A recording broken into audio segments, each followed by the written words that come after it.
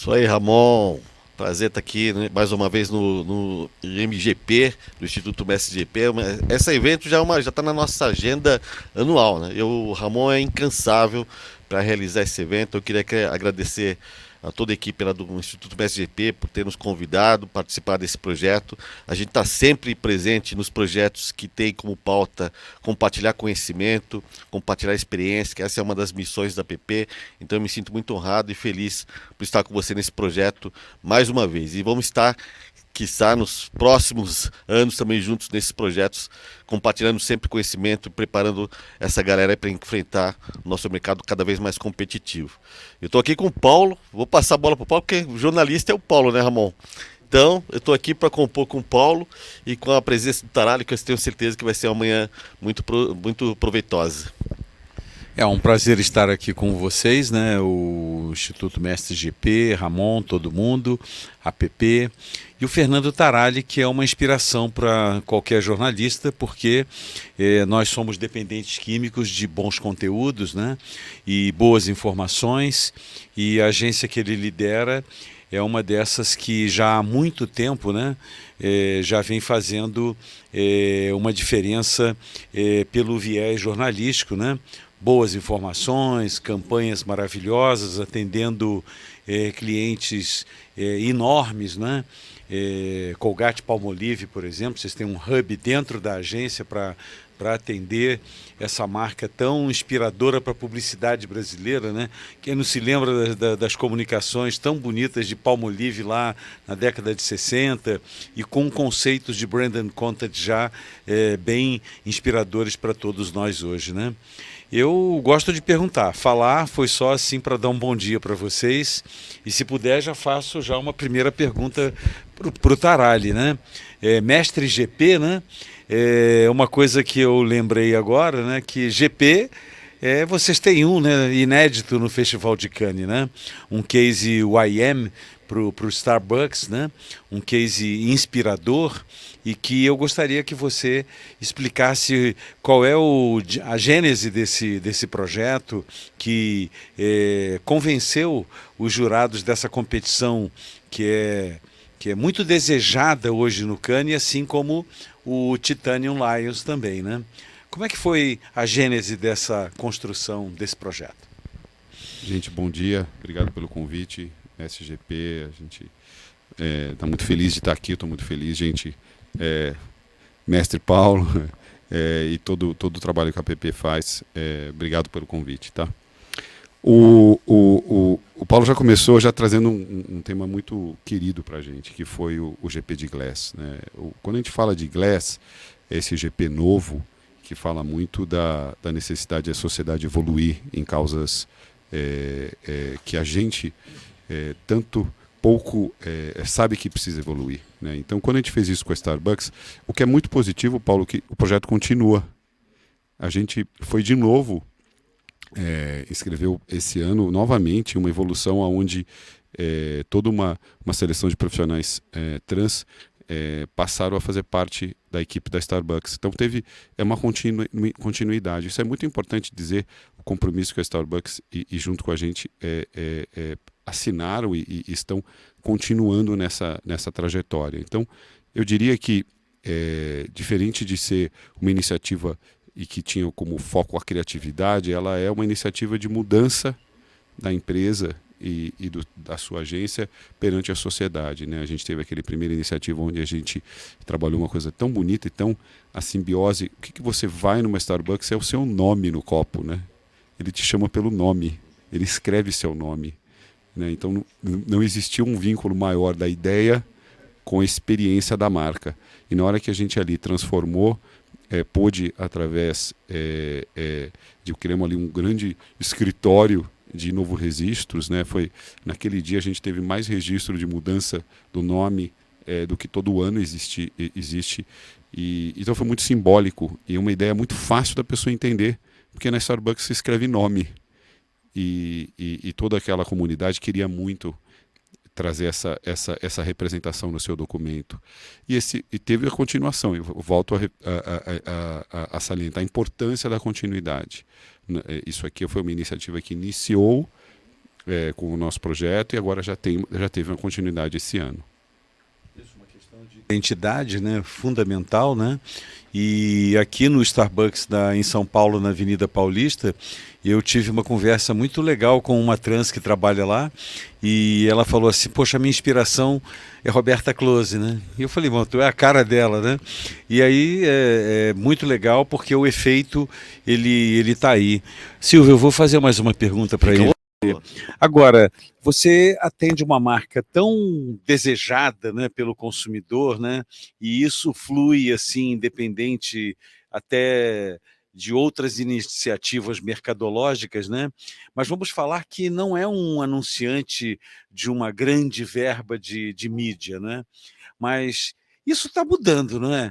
Você fazer um grande trabalho, fazer algo que é representativo para a marca, que gera branding, que gera awareness, que gera essas coisas todas tão complicadas do dicionário publicitês, mas mudou, né?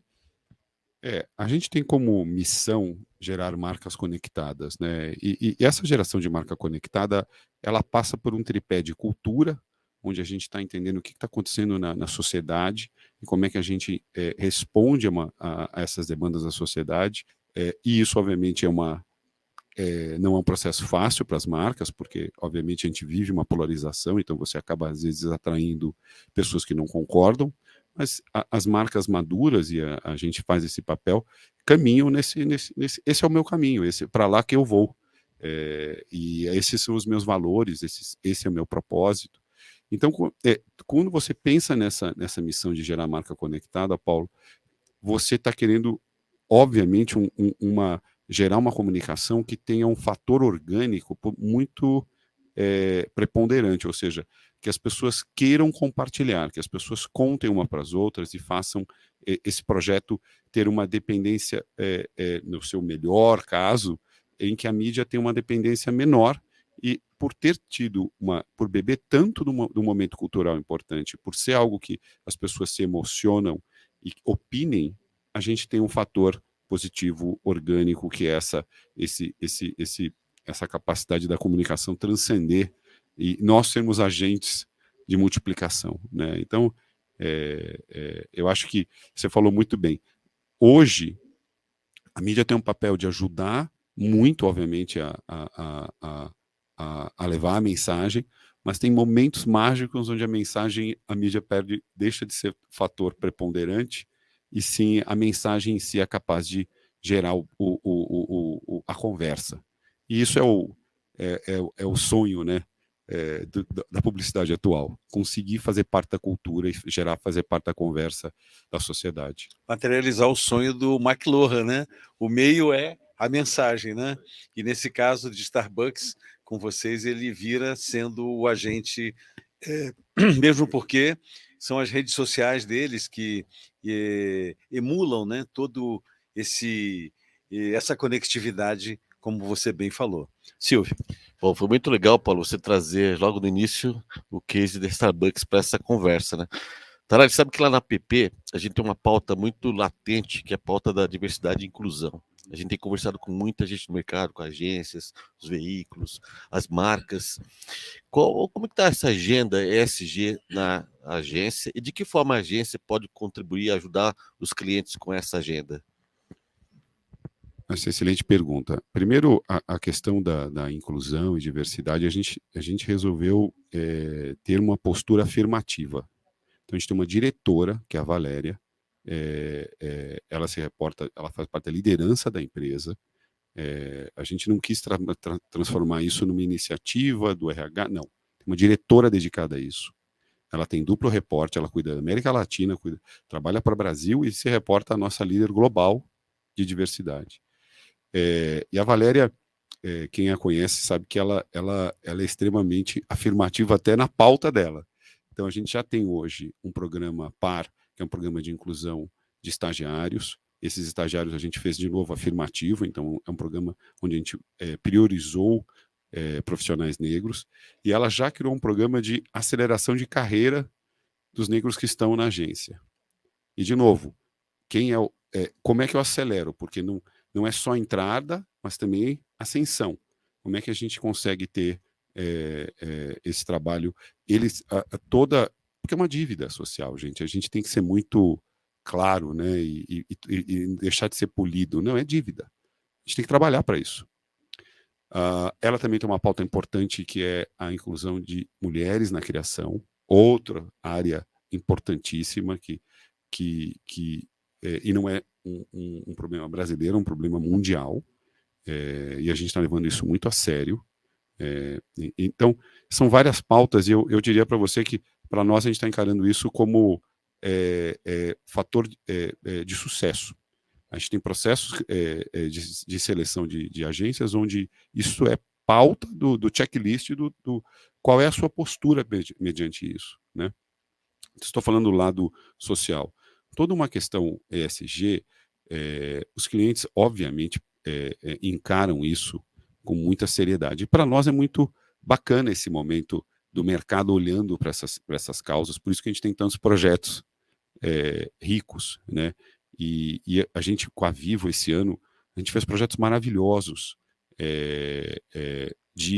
Agora, acabamos de lançar ontem, perdão, não foi ontem, foi no dia da convocação da seleção, nós juntos com a CBF e com a Vivo, Vini Júnior está em vídeo nas redes sociais lançando um projeto de técnicos negros.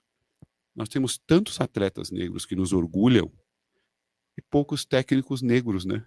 O professor e a CBF abraçou o projeto e já começa um processo de treinamento. Então, estou dando um exemplo de agora, não é nem... Eu podia falar do que foi o Lollapalooza, onde a gente levou, junto com a Vivo, todos os ingressos do patrocínio foram dados para a comunidade negra. E foi muito bacana, porque o palco, artistas negros brilham e a plateia não representando isso. Então, essa transformação e essa vontade de se manifestar e defender as temáticas ESG alimentam demais a propaganda, alimentam demais o nosso trabalho e faz o nosso trabalho ter mais alegria e propósito, porque a gente está aqui para transformar.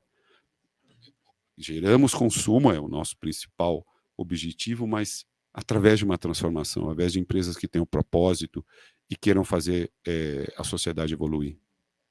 Perfeito. E essa preocupação, que é uma preocupação que a gente tem que olhar da parte de dentro da agência e também da porteira para fora, né? Porque a gente às vezes fala muito dos nossos negócios e precisa estar conectado também com os nossos clientes para que esse ciclo se complete, né?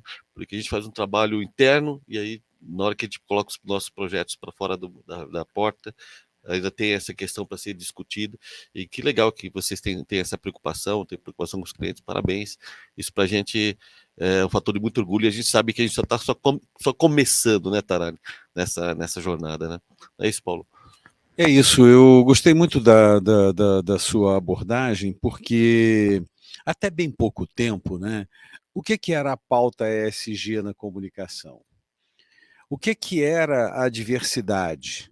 O que era ter essa leitura do que está acontecendo na sociedade, né? Em 2017, o Festival de Cannes, a discussão era muitos projetos não mercadológicos, muitos projetos que são uma espécie de disfarce para o que antigamente se chamava de publicidade para você ganhar prêmio e que era o chamado fantasma moderno. Mas não. Hoje, a pauta é ESG, a pauta da diversidade. Se a marca não estiver engajada, é prejuízo para ela? Claramente é um prejuízo, porque as redes sociais, de novo, são um grande catalisador de debate. Então, vou dar um exemplo para vocês recente, gente. Nós temos 2 marcas importantes patrocinadoras esse ano da Libertadores. E nós tivemos casos gravíssimos de preconceito acontecendo durante os jogos. As marcas, e nós debatemos muito o nosso papel, né? Porque é uma entidade latina, é uma entidade que não estava preparada. Estou sendo bastante transparente aqui para lidar com isso, e nós, junto com as marcas, debatemos muito qual é a resposta a ser dada. porque não podemos ficar calados. E quais eram essas marcas, Nós Tarek? tínhamos Bridgestone e Ford como patrocinadoras e a gente debateu muito com a entidade o que fazer, como corrigir. Porque de novo, imagina, nós estamos falando até de eu, como patrocinador, ter responsabilidade. Então, Paulo, eu estou dando um exemplo também real, recente, aonde nós tivemos que ser muito cuidadosos, criteriosos e forçarmos respostas, porque a sociedade não aceita mais.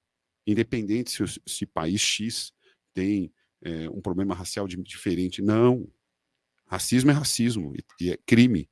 E tem que ser falado e tem que ser combatido. Mas eu estou te dando um exemplo que você falou, poxa, afeta? Até patrocínio já afeta. Porque ao patrocinar, você assina o apoio. Então, o que a marca vai falar quando existe uma crise? E ela tem que falar, ela tem que estimular a correção e fazer a correção. Sem posicionamento, não rola, né? Não rola mais. Não existe uma postura, a gente não pode mais esperar o assunto passar, né? O caráter efêmero, ele é perigoso. É efêmero. As redes sociais são efêmeras, mas existe a história. A gente está aqui para construir histórias positivas. Existirão erros, existirão equívocos. Como é que a gente se porta? Qual é a nossa postura mediante isso? É o que vai cada vez mais deixar na mente do consumidor para o que serve aquela marca, quais são os valores daquela marca. E você não precisa mais esperar a Libertadores do ano seguinte para se corrigir, né? Hoje, com as redes sociais, que elas também podem desconstruir, elas podem reconstruir e construir, não é mesmo? Isso aí. E eu queria muito, eu acho que é muito importante a sociedade aproveitar nessa fase que a gente está pós-eleitoral, vamos pensar menos em cancelamento, vamos voltar a debater, né? Vamos voltar a ter diálogos que construam, vamos aprender junto. Acho que a sociedade ela perde muito com essa polarização. Você vê as atitudes de algumas pessoas serem nas redes sociais contra a marca ou contra as personalidades ou até amigos nas redes sociais ou nos WhatsApps brigando num tom. Eu falo, gente, vamos ser cívico, vamos debater, né? Vamos aprender como a sociedade melhore, menos cancelamento. Eu acho que tem um lado negativo, essa postura, né? Cancela, deixa de consumir, marca fez aquilo. Eu falo, gente, a marca pode ter tido um equívoco, pode ter. E vamos aplaudir se ela evoluiu, né? Porque a gente também erra. Parece que todo mundo aqui é infalível, né? Então, acho que tem um debate aqui pós esse ciclo tão complexo que a gente está vivendo político, de como é que a gente melhora como sociedade, né? Agora, Fernando, a publicidade, né, a atividade, né, ela, ao longo da história, né, ela sempre se posicionou com uma visão futura, um olhar, mesmo porque senão, se ela é factual apenas, ela perde a relevância, né? Então, quer dizer, ela pode ser factual, mas esse olhar para o futuro, à frente, e estar vendo tendências, observando novos costumes, novos hábitos, isso é fundamental para você poder ter relevância junto às marcas. Agora, a pauta ESG, a pauta da diversidade, ela está engajada porque virou uma necessidade global e esse engajamento ele tem que acontecer? Ou como é que a agência, no caso a VML, o INR, ela posiciona e cria estratégias para isso ser perene, para isso não ser apenas oportunista? Paulo, a tua pergunta é a melhor pergunta, porque greenwash, você tem termos que já classificam o que é oportunismo. A sociedade percebe o tom oportunista, tá? Se você vê, e por isso que a gente, quando faz, tem que fazer fazendo parte do valor da marca, parte dessa trajetória que a marca quer traçar de evolução. E a nossa crítica a gente Paulo, você falou a palavra mágica, vamos fazer a ação, ela é oportunista, ela pode soar oportunista, ela pode parecer oportunista, tem uma história que me respalda ou não tenho, então eu vou construir essa história, como é que a gente deixa de uma forma muito clara que estamos na temática e estaremos construindo, e não aproveitando da temática. Acho que, Paulo, você sabe que a propaganda adora entrar pegar essas oportunidades, mas eu te diria que, principalmente na temática ESG, esperteza da sacada pode soar oportunista, e a gente tem que ser muito cuidadoso, porque a sociedade é crítica a isso. Então, você falou a palavra, se entrarmos, ao entrar, e é obrigatório entrar, entre com um projeto, entre de uma forma perene, entenda que isso aqui é uma trajetória. E saiba usar a oportunidade para contar, mas deixe claro que isso faz parte de uma estratégia muito sólida para onde a empresa vai. Diferente de oportunismo. E você tem razão, o mercado está muito atento, os consumidores, essa é a galera que está entrando no mercado agora, o pessoal mais jovem, que está se formando, já vem com essa agenda já na sua formação. Então a gente realmente não tem mais como você voltar atrás, é evoluir. Mas como a gente começou a conversa, nós estamos iniciando essa pauta, né? Então é importante que a gente tenha essa perenidade para a gente mudar o jogo, porque senão não muda. A gente vai soar oportunista e o resultado vai ser muito pequeno frente ao grande desafio que nós temos pela frente. Quero aproveitar essa deixa também e fazer. Eu fiz uma colinha aqui para fazer a pergunta, mas o Paulo é craque. Eu falei para ele, o Paulo é craque, não vou ter problema com relação a isso. Mas eu queria perguntar para você, Tarari, como é que se vê o futuro do marketing, da propaganda, frente aos desafios de tecnologia, de dados, de privacidade? Como é que você está olhando para o futuro? Essa pergunta é tão boa, porque a gente está vivendo agora um momento de bastante transformação nas big techs, né? A gente teve o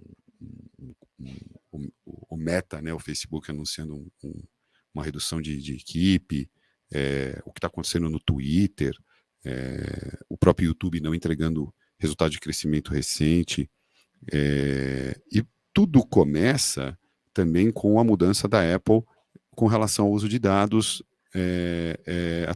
através do iOS, onde ele bloqueia o Meta a usar muito da capacidade de gerar inteligência para personalizar a mensagem através da plataforma iOS e todo o ambiente Apple.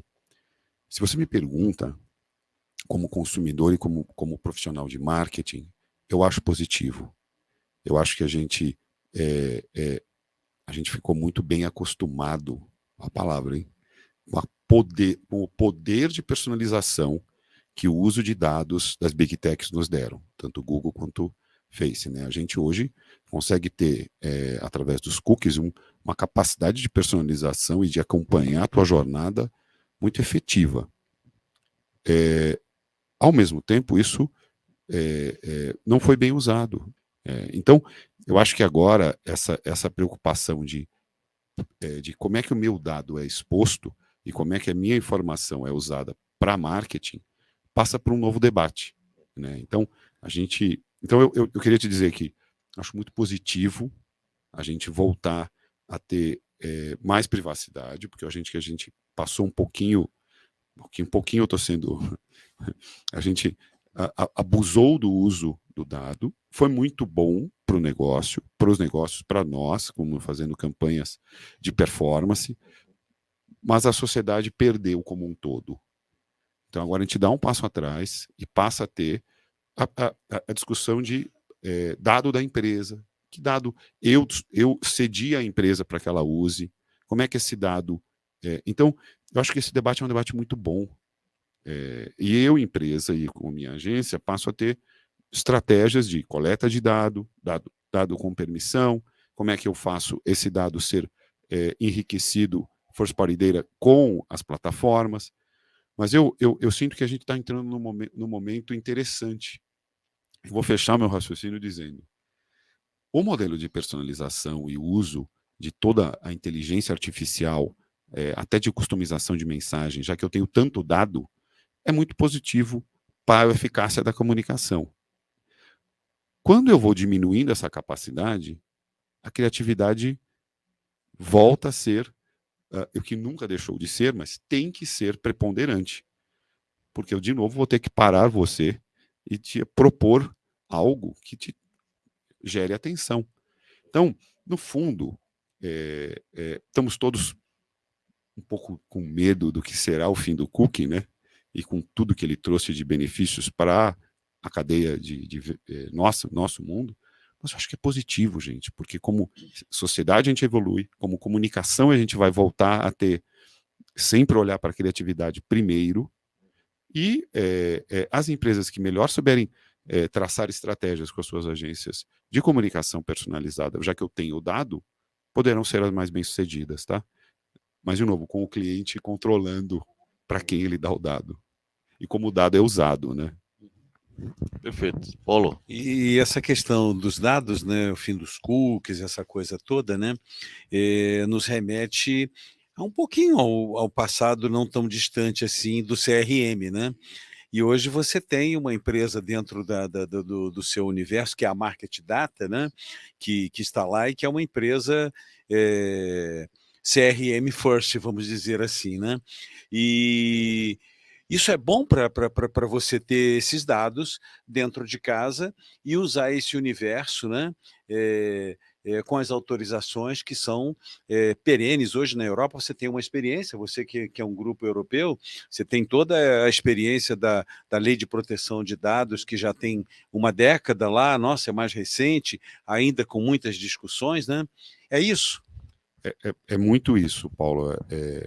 Eu acho que, felizmente, a gente montou um ecossistema no Grupo VML de uma empresa, talvez uma das empresas mais competentes em dados de CRM, que é a Marketing Data, liderado pela Fábia, que é espetacular, e todo o time. A gente agora está com uma nova empresa, que é a Corbis, que é a principal agente de transformação de e-commerce. Nós temos uma experiência efetiva em toda a parte de comunicação, e até a Mutato, como parte, que é uma das melhores empresas em conhecer cultura e fazer trabalhos maravilhosos. Então, acho que estamos muito felizes com o ecossistema que a gente montou para esse novo desafio que essas transformações estão trazendo, tá? E estamos no começo disso, bem no começo, porque eu vou dizer para você que como o cookie não acabou, a gente vai empurrando, né? Tá tão facinho, né?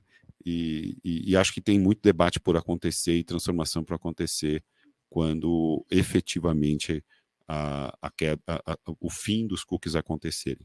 O que é importante dizer é que é engraçado isso, né?